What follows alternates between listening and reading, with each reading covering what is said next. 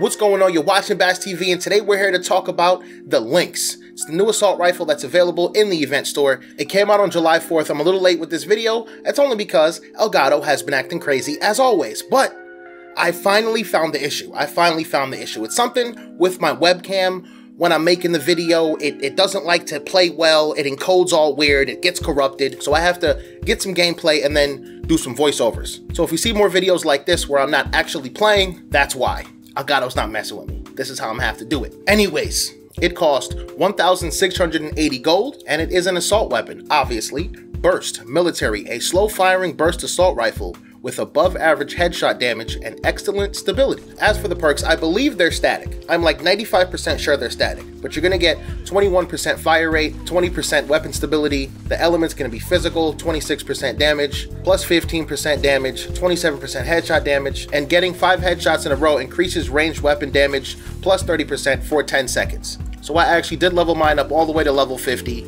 Straight sunbeam, baby. But before I did that, I made a shadow shard version of the weapon just so I could compare it to my 106 Razorblade and a 106 Deathstalker that I have. Shout out to whoever dropped me this gun, by the way. It was during a Twitch stream last week. I forgot who dropped it for me, but shout out. If it was you, comment down below. I'm gonna know if it wasn't you, by the way.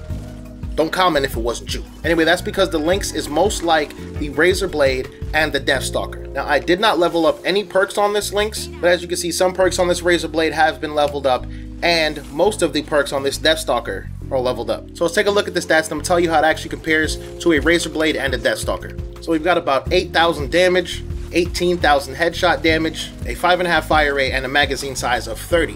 Now you compare that to the Razorblade, which has about 7,000 damage, 10,000 headshot damage, a 7.71 fire rate, and a magazine size of 41. But then again, that's because I have plus 38 magazine size on this Razorblade. The two big differences are the headshot damage and the fire rate. The LYNX does more headshot damage, but the Razorblade has a higher fire rate. That's why the LYNX is also a little bit like the Deathstalker. A 106 Deathstalker has a damage around 11,000. Headshot damage is higher than the LYNX at 22,000, but the fire rate is lower at 4.41, and it has a super small magazine of 24, and oh, by the way, that's not default. That's an epic perk at 63% magazine size. So basically, in my opinion, the LYNX is a Deathstalker without the scope with a Razorblade type magazine. Not this tiny mag, you know? And it performs well. As you can see, I was using both the Shadow Shard and the Sunbeam, but I was honestly trying to use the Shadow Shard one a little bit more. You know, I was like, well, this Sunbeam one is definitely going to just destroy. So I was using the Shadow Shard one, and it was still doing work. I say this all the time, but I feel like it needs to be said. I have zero aim, so my headshots are horrible, but I find it a little bit easier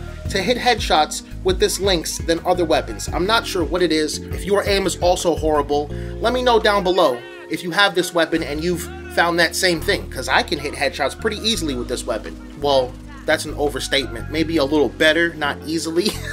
Anyway, leveled up, this LYNX should be an absolute beast. But then again, I mean, there aren't that many weapons that aren't beast when you level them up. But this LYNX might be like absolutely ridiculous with the headshot damage and the fact that it doesn't have a scope and a tiny magazine. I don't know exactly where I'm gonna go with the perks. I might go headshot damage, see how many I can put. I don't know if I want to go crit, just because I want to keep it consistent. I want to consistently hit at a certain amount. You know what I mean?